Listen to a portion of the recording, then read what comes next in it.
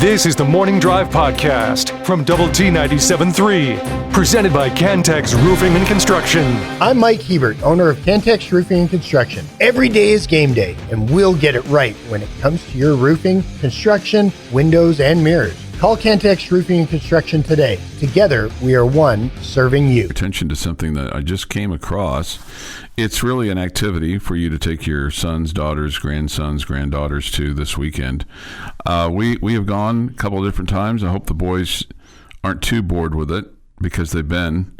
I can hear one of them like, we've been to that, and then I can hear another one going, I want to go. So, if the 5-year-old wants to go, then we'll go. But the summer model train show is this weekend, Jamie, at the American Windmill Association. This is really cool. I mean, they've got a big train that's already set up that's there year round, but they have extra trains, and they have guys that bring in their train sets, like older guys. This is their hobby. This is what they do. And, like some people whittle, some people play the banjo on their front porch, and some people have a train room. Mm-hmm. Okay. And these are detailed, exquisite. I mean, it's really cool stuff. So if you want to have the little boy and you come out a little bit, it's 10 to 5 at the American Windmill Museum on Saturday. It's really going on now through Saturday. So if you want to get out there today, they're open from 10 to 5. It's $5 to get in. Kids 2 and under get in free. So it's like I said, it's really cool. It's worth your time to go. And then if you're, one year we went and we got to see the inside of a windmill, which was really cool. Mm-hmm. So that was fascinating as well. So anyway, just trying to help you with your Saturday activity or your Friday afternoon or something like that. If you have something that if you have the grandkids for a little bit, you can take them there now and check it out. So there you go. 6:33. It's not 8:33. You wish it would be 8:33, don't you? Someday we're just going to hold him to it. I know. Yeah, we're going to move the clock forward. We'll just walk out. Okay. Oh, look, it's 8:33. Time to go home in 30 minutes. Dan in Dallas says this with regard to additional NCAA teams in the tournament. The 8 extra teams allows the SEC to say, we got more teams than anyone. We are the best. And they just let the whole SEC in then. Somebody else is a little bit of a negative Nancy here. They're not bringing the tournament to Lubbock. At least, or maybe that's a positive Nancy. Saying that we're not hosting first-round games. Yeah. Robert says, you're breaking tradition, Chuck. It won't happen. Okay. Thank you, Robert. Thanks for weighing in this morning. By the way, I met I think he's been with us for quite some time. I just met him for the first time at the gym last night. A Morning Drive listener, Steve. Sweaty guy? Nope, Steve. Oh. Steve. He was very nice, very pleasant. Very pleasant. And so just wanted to report that to you. Number 286, Jamie. Did he sweat on you? He did not. Okay. He did not. Good morning, Steve. Thanks for listening. Yeah, right. And thank you for not sweating on Chuck. Thank you for not sweating on Chuck. It might set him off. Right. Well, I mean, that guy's disgusting. Not Steve, but the sweaty guy is disgusting. All right. The NBA draft is tonight. And I was just looking at the projected first round, Jamie. And why? Well, I just was curious how many names I would know, Okay. And I sat down or hopped into bed last night and had about 30 minutes before I was going to go to sleep. And so I flipped TV on. And on ESPN was, I think it was the last episode of The Last Dance. And, okay. Watching the Bulls beat the Jazz in the 98 NBA Finals. And so I watched it for 30 minutes, and it just made me sad. It made me sad at how great the NBA used to be, how fantastic it used to be, and how much I loved it. Just absolutely lived and loved it. And how little I care now. It made me sad. From an on-the-court standpoint, when did that change for you? Or did the off-the-court stuff drive you to not... It changed for me the moment they took the day off in the middle of the playoffs for social justice reasons. That's my interest just dropped completely, and I found so it wasn't necessarily style of play. No. I mean, no, it's not style of play. I respect their skill set and find it very. I mean, I'm super impressed with, how skilled they are. Mm-hmm. Yeah. I really enjoyed watching Game 7. I thought those two teams, Oklahoma City and Indiana, played a lot of team basketball. I really enjoyed what I saw there. And it gets to a certain time of the year, and you see more of that. Yeah. Playoffs. Again, I'm not ragging on the style of play. I know it's different than college basketball, but that's fine. I mean, I can live with that. Just all the other stuff just wears me out. I feel like there's less. A guy like Ja Morant can say the things that he says and still do the things that he's done and still be a superstar in that league. Just wears me out. Yeah, and I think there's less of him now. There seems like if I had to compare the NBA and the WNBA right now, it feels like the NBA is like almost. They're not quite to the level of model citizens, but they're. You're hitting on a very good point. I mean, it's a lot better than what we're seeing in the NBA in terms of how those players act and how they treat each other is a heck of a lot better than what we see in the WNBA right now. The WNBA is 100% about drama, and it's working for them. Yeah, I mean, their ratings are better than they used to be. Mm-hmm. I mean, it is 100% about drama. So, kind of going back, will you watch the NBA draft tonight? No. Okay. But if there was a tech guy in it and I thought he was going to get drafted tonight, I probably would. Okay. Yeah. But at least this, Jamie, the top guys are coming out of college, which feels like that's something we haven't necessarily seen a whole lot of. Cooper Flagg's projected to be the number 1 overall pick going to the Mavericks. Dylan Harper from Rutgers, number 2. Ace Bailey from Rutgers, number 3. VJ Edgecombe from Baylor, number 4. Trey Johnson from Texas, number 5. A couple of more Duke guys. It makes you wonder why Rutgers wasn't better this year. Your daily dose of sports and fun. This is the Morning Drive Podcast from Double T 97.3, presented by Cantex Roofing and Construction. Day in sports history. Today is June the 25th, 2025. With this day in sports history, here is Jeff McGuire. I was expecting him to say 6 months to Christmas, especially after yesterday. Well, I elected not to. He jumped the shark yesterday. He kind of went with 6 months till Christmas Eve and that. Right. 6 months from today, we'll be, hopefully enjoying a cup of hot chocolate, opening up the presents. I hope I'm still asleep.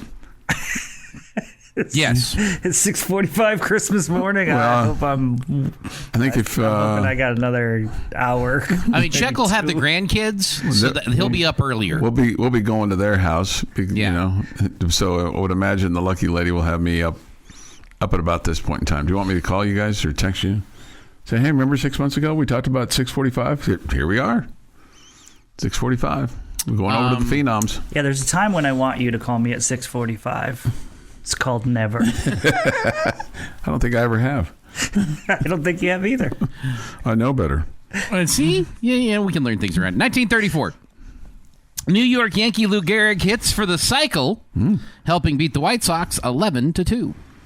They could use a Lou Gehrig right now, couldn't they? They're pretty bad. What is going on? Well, their superstar can't hit. How about that? Yeah.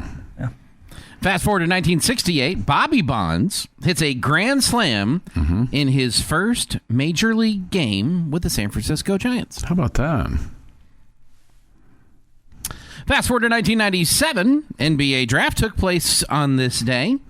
Wake Forest power forward Tim Duncan is the first pick by the San Antonio Spurs. Turned out pretty good for him. Mm-hmm. Understatement of the week, yes. 2009, now playing for the Nationals, former Red Raider Josh Bard goes 3 for 4 with a double and a 9-3 win over the Red Sox. In 2010, Major League Baseball Arizona Diamondback pitcher Edwin Jackson throws a no-hitter against one of his former teams, beating the Rays 1-0 at Tropicana Field at Tampa Bay. And in 2023, Major League Baseball Philadelphia Phillies send 10 batters to the plate in the 8th inning and score 4 runs on 1 hit. They had 3 walks, 2 hit batters, and an error, leading to a 7-6 win over the Mets at Citizens Bank Park. And you may have heard Jamie throw his TV out the window if he was watching. Yeah, no doubt. It is National Catfish Day. Out. National Strawberries Parfait Day. In. And Parchment Cooking Day. So if you're like cooking like cookies or something, Sure, right. You use the parchment paper, yeah. Now that is celebrated the last Wednesday of June, which is also today. Happy birthday, Del Curry, 61, Matt Schaub, 44, and Carlos Delgado is 53. And when you think of really cool titles, President of the United States, pretty cool title. Yeah. Another one would be Supreme Commander, NATO Allied Forces, Europe. Oh, that's a cool title. You're in charge of NATO forces in Europe. That's pretty cool. I know, but you got to live in Europe. Think of all the French bread you could get, though. Like fresh. Well, on this day, 1942, General George C. Marshall picked Major General Dwight D. Eisenhower of one of its predecessors to the Supreme Commander, NATO Allied Forces, Europe. This was Supreme Commander, Operation Overlord, Allied Invasion of Northwestern Europe. Eisenhower, by the way, had never seen combat before, but his knowledge of military strategy and talent for organization were such that he was chosen over nearly 400 senior officers to lead U.S. forces into the war against Germany. So what I'm saying here, folks, is if you pay attention to history and understand what you're supposed to do and keep organized, you can lead the D-Day invasion. And that is this day in sports history. And you don't have to be the starting quarterback. The star quarterback is not always the best head coach. Yeah, no, that's fair. In that 1997 draft, and I just pulled it up because I was curious as to who was drafted. Do you know who the number 5 pick overall was in the 1997 draft? I do not. A junior from Texas Tech University going to the Denver Nuggets, Tony Battie. And he had a very nice NBA career. I don't know if you would say at the end of it was number 5 worthy, but he was very serviceable. I think he played double-digit years in the league. He bounced around a bunch. Remember, his general manager called him El Busto for the Nuggets. They didn't feel like they got out of him what they wanted for the Nuggets, but moved on to play with Boston and was good there, and Orlando and other teams. Yeah, but, yeah. Tony had a good career. Like I said, you played more than 10 years, I believe, in the league. So that's. I don't think he ever was a major impact player that maybe you hope for when you take a guy in the top 5 picks. But so here's a nice career. Here's who's picked ahead of him. You mentioned Tim Duncan, Keith Van Horn out of Utah, picked second by the Philadelphia 76ers. Chauncey Billups, picked by the Celtics out of Colorado. He went as a sophomore. Antonio Daniels, that name just doesn't stand out to me at all. Bowling Green. Yeah, that's correct. He went to where he ended up playing for the Spurs. He went to He was drafted by Vancouver. Yeah. But do you think he was number 4 worthy? Oh no. Yeah, and behind him, I recognize this name. I mean, because he played a while, but again, I don't think he lived up to his draft pick. Ron Mercer was number 6. Tim Thomas was number 7, and he had a nice career. Villanova. Villanova, correct. Tracy McGrady was picked number 9. Mount Zion Academy. Yeah. Let's see. Other names you might. Ron Mercer was Kentucky, by the way, in case you were wondering. Okay. I'm trying to think if there's any other names here that really stand out that had just outstanding careers. Not. I mean, I'm sure there's some people that did, but I'm seeing the ones that didn't. Among those that were not drafted, nothing really jacks my jaw. So anyway, that was the 1997 draft. Tony Battie, he came out as a junior. That was probably good for him to come out as a junior. He probably was going to be able to improve his stock. He would have helped the Red Raiders in the 1998 season. Sure. But he probably wasn't going to get any better than top 5 pick. Yeah, no, I don't think it was a bad decision for him. Yeah. 6:53 this morning here on the Morning Drive. The NBA draft is tonight, in case you were wondering. And he may go, I might check it out just to see how many names are recognized, and I think you'll recognize quite a few of them. Let's see. We get this from the Yates Flooring Center chat line. This is an interesting thought.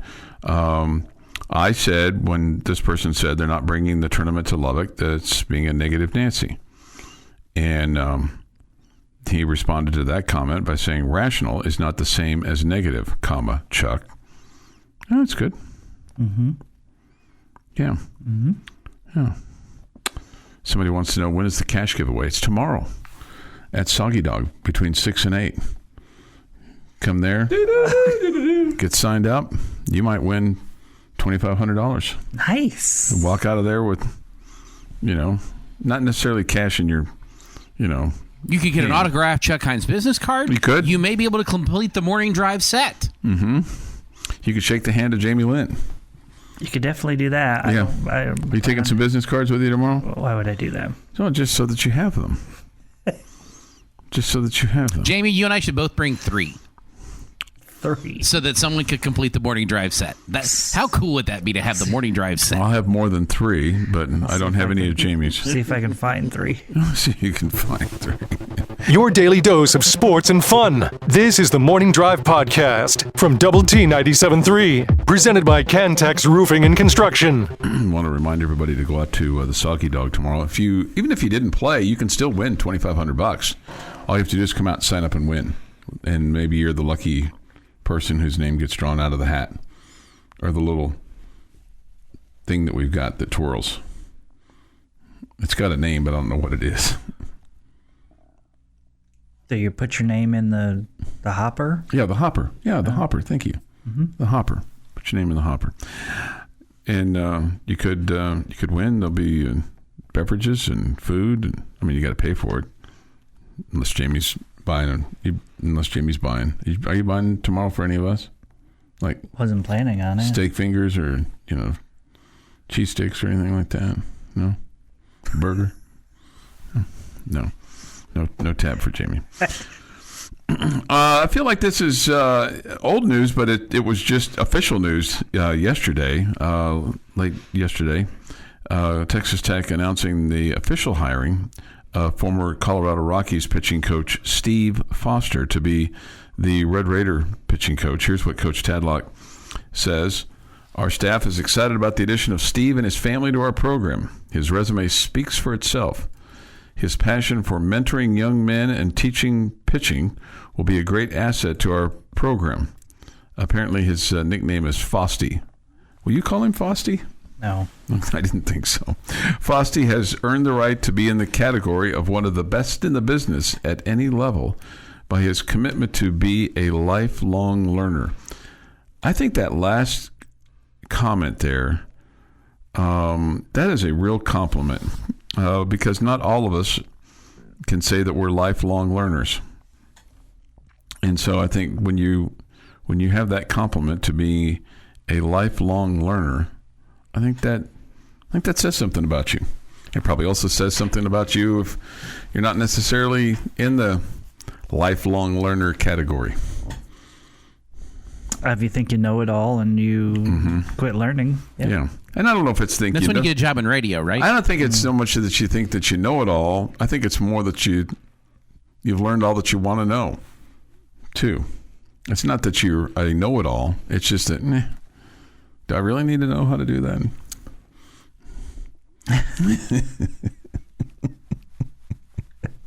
There's so much there. There is a lot there.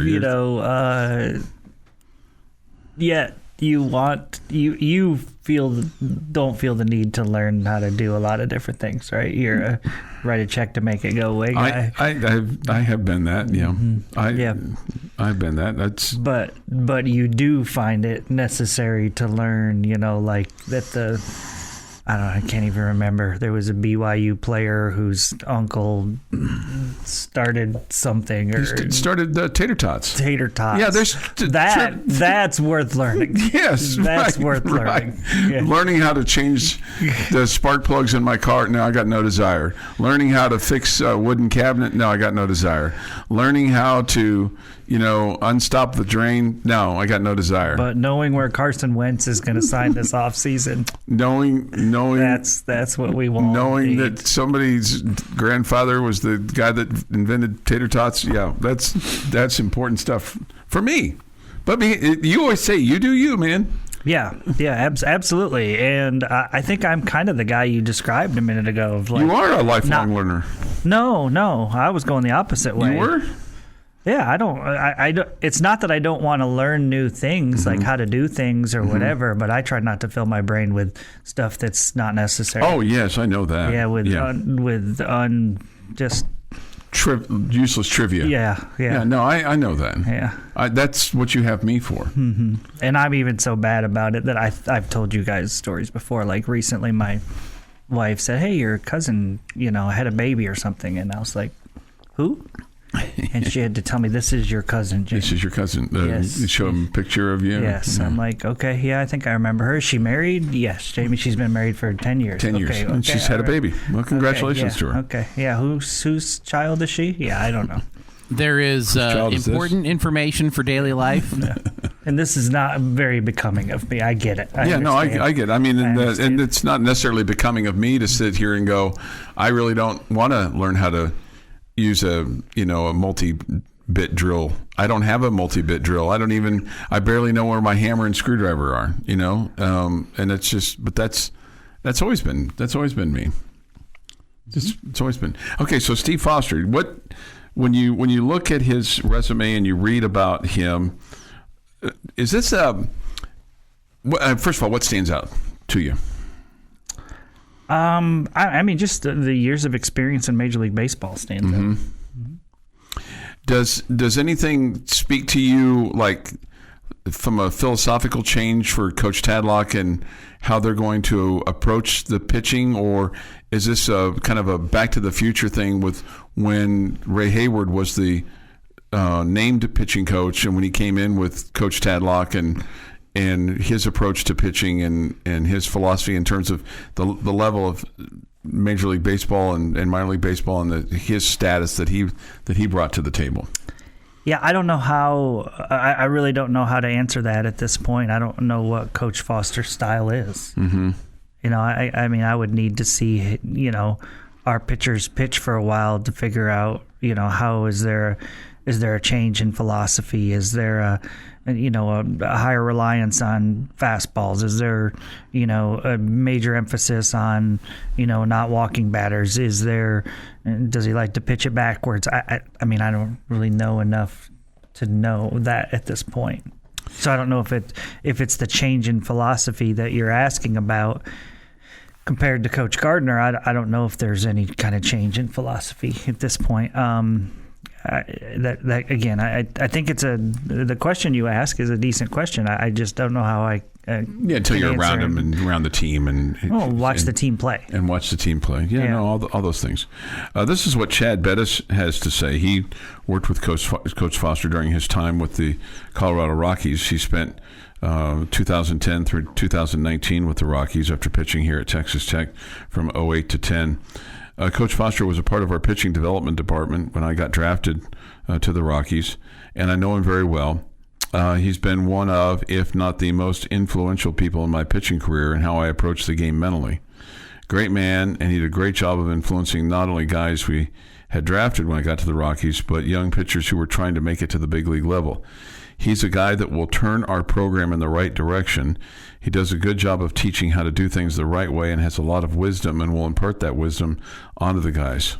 He's definitely one of the most influential people in my pitching career. Taught me how to go about my business every day and how to mentally approach the game when things get tough. That's an interesting perspective. Yeah, I mean the mental side of the game for pitching is absolutely massive. I mean, it's massive. So I think what you like about this hire is the feeling of it. Just to me, is this is a guy that, old school style of, he's been a pitching coach for a long time, or worked with pitchers for a long time. Old school style, but because he's been in the big leagues, they have the use of so much technology and a different understanding. I just think there's a different level there of understanding of, all these different things that go into being a big league pitcher with the analytics and all that kind of stuff, that I think that Coach Foster will bring that kind of knowledge to the table. And there's probably some college programs in the country that have had some of that, but you're not stealing the pitching coaches away from those programs. Okay. And so this feels like a good combination of an old school style mentality with a guy that's got new school analytics and an understanding of how to use, current, knowledge that you're gained through those analytics and all of that. So to hear Chad talk about how he's, the work to the mental side of the game, I think that's so huge for college kids. So hopefully that's a huge boost. The Morning Drive podcast from Double T 97.3 is presented by Cantex Roofing and Construction. Jamie's question of the day on Double T 97.3, presented today by someone not named Jamie, is brought to you by Connecticut of West Texas. Alrighty, guys, I got a 3-part question for you. I know, it's just so terrible making you come up with 3 answers to a really easy question. I just got to write it For down. a guy who loves to talk so much. I know sometimes it's the multiple guess questions that This isn't multiple. This is just a 3-part. I know, but I got to make sure that I answer all 3 questions. Yeah. Texas Tech announced the fan colors for the first 4 games, first home games of the football season coming up, and that got me thinking about uniforms, specifically uniforms for teams that aren't ours, that I enjoy. I need your favorite Major League Baseball uniform that is not your team, your favorite NFL uniform that is not your team, and your favorite Big 12 uniform that is not your team. Those are the 3 parts to this. So baseball, football, and Big 12. So. Now, it doesn't have to be one you hate, because there is no way I will ever enjoy an orange or a purple uniform. Not going to happen. But there are uniform combinations out there that I go, I like that uniform. So what are those for you? The first team from a baseball standpoint that came to my mind were the classic Dodger home whites. Dodgers across, I think it's Dodgers across or LA across in blue, and then the white uniforms, the LA on the hat, just very nice and clean. Okay, nice and clean. I also begrudgingly have deep respect for the Yankee pinstripes. I think it's an awesome looking uniform without question. So those 2 teams for baseball. For the NFL. 49ers come to mind. The Packers gold helmet, green jersey, white pants come to mind. Those are 2.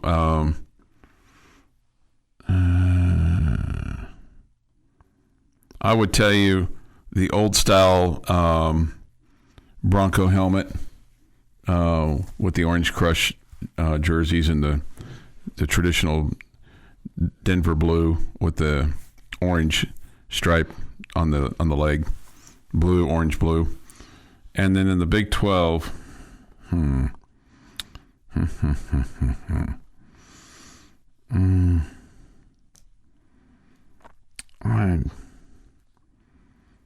The Big 12. God. I hate the color purple, so that eliminates 2 teams right there. The BYU All Whites. Jamie? Okay, well, Chuck picked numerous from each, so it's going to be hard for me not to duplicate. Baseball for me is the Colorado Rockies. I always loved their color scheme. Thought it looked good on a baseball uniform. Don't necessarily think that way in football, but I like it for baseball. So I'll take the Rockies in Major League Baseball. In the NFL, I'm taking the orange Broncos helmets and that uniform. And in the Big 12, 100%, it's the BYU blue. Yeah, the BYU blue. Okay, yeah, I like that look a lot with the blue helmet and blue jersey. I think that looks really good. There's not one specific for Arizona that I really like, but I like all of their combinations of stuff that they have done with the red, white. I mean, it's easy when you're doing red, white, and blue. Those colors go together pretty well. Yep. But, however they mix them together, I've enjoyed those uniforms across the board. My favorite Major League Baseball uniform that isn't my team's, I love the classic white Minnesota Twins jersey where it's got the red Twins across the chest. Okay. That just looks so clean and simple. You immediately recognize it. You got the blue M hat, that blue hat with the red M on it. Just absolutely gorgeous combination for that. And for the NFL, much like the Big 12, there is not a Broncos uniform that I don't enjoy. I love the D helmet. I love the horse head helmet. I love the I don't love the new one. I don't either. Yeah. I like it because it is a take on what the original horse was and a modern twist to it. But just all of those combinations just look really good. If I was a Broncos fan, I would probably have multiple jerseys of it, of different versions. So there's my 3. Somebody brings this up, and I'm disappointed in myself for not thinking of this. Now the Los Angeles Chargers, the powder blues, and I got a powder blue and gold tie on today, so all I would have had to do is look down at my tie and go, oh yeah, I really like this. Do you have the same superpowers when you wear a blue tie, or is it only a blue shirt? No. You also have blue pants too. It's a suit, but yeah.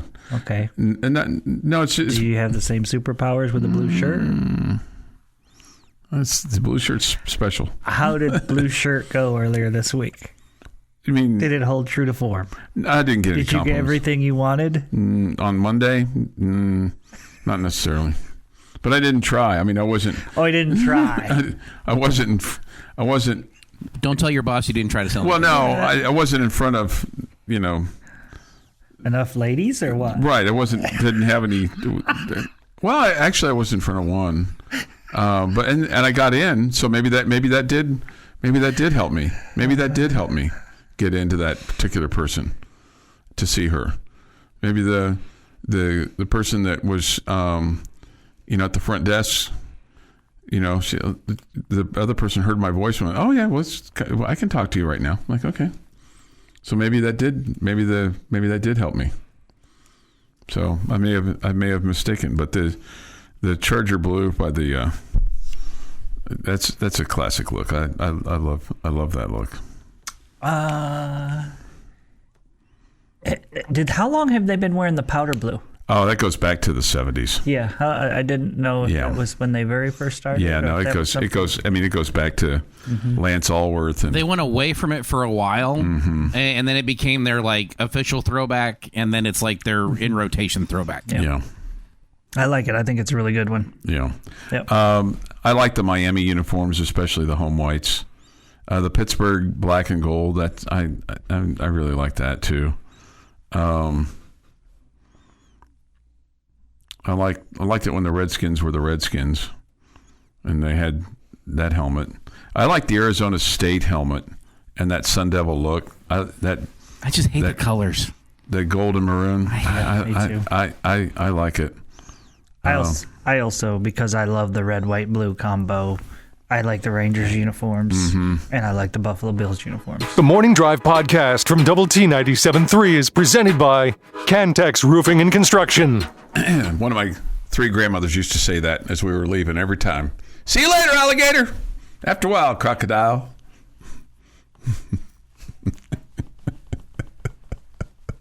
You know, she'd say that. See you later, alligator. I mean, she wouldn't say it quite like that. It was more of a, see you later, alligator. After a while, crocodile.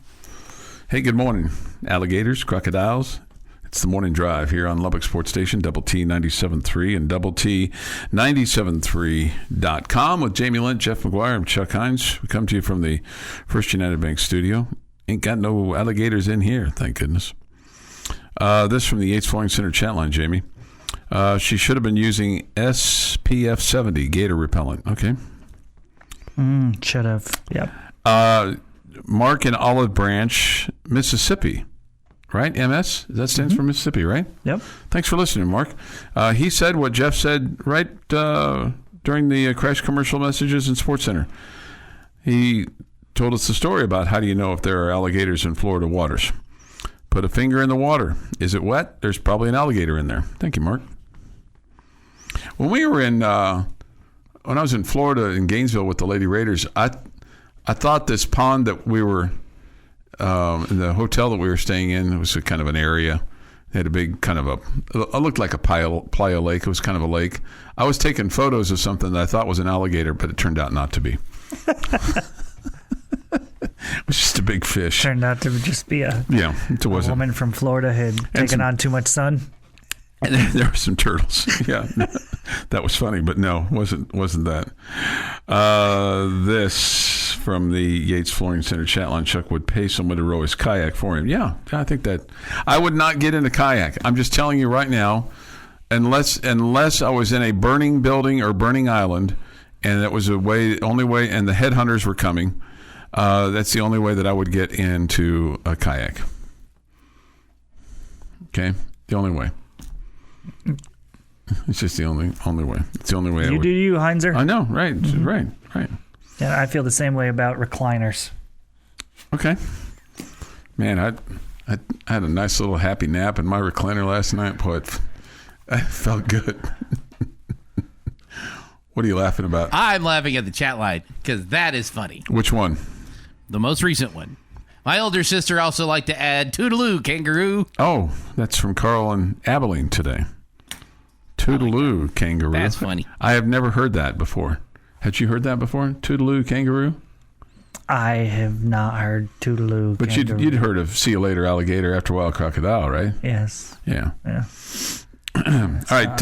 Not something I yell at people, but... We do that occasionally with the phenoms. See you later, alligator, after a while, crocodile. It just kind of came up organically. Do you always yell it? Do you just say sometimes? It? Sometimes? Sometimes you yell it because they're in the car. Yeah, they're in the car. They're in the driveway, you know. After we've done our secret handshake, me and the phenoms. Of course. Each one's got their own. Man, of course I met Chuck. That's cool. Oh my God. It is cool. I mean, it is cool. It's fun. Jeff had a great question at 7:30 for Jamie's question of the day. With regard to not your team, but other teams' favorite uniforms. The Big Chorizo weighs in. I think the Big Chorizo is still in the Denver area, Boulder area, that area. He's a Red Raider and has come to a couple Lady Raider games on the road. The Big Chorizo says Detroit Tigers, scripted D. Yeah, that's classic. We get this, the Braves City Connect, Colts white and blue jersey. And unfortunately, TCU black. Yeah, I definitely like the Colts one. Yeah. Braves is good, too. Scott says this. He says, great question. Faves and uniforms. Miami NFL, Yankees for baseball, and Arizona Big 12. We get this. The white Tigers uniforms for Major League Baseball. And the White Sox pinstripes, Jeff. Those are good, too. They just need to play in them good, too. That would help. Although my favorite is when they've got the black jersey with the white pinstripe, because that means they're at home. But somebody says this, Savannah Banana, basically Major League Baseball, right? No. They're a traveling show. They are to Major League Baseball what the Harlem Globetrotters are to the NBA, and there's absolutely nothing wrong with that. And you know what? I mean, we talked about having them come to Lubbock and playing at Rip Griffin Park. It's not big enough anymore. Maybe you could reconfigure Jones Stadium a little bit. You'd have a short right field or a short left field, depending on where you put home plate. But I mean, it's the entertainment value more than anything else. Yeah, I don't think.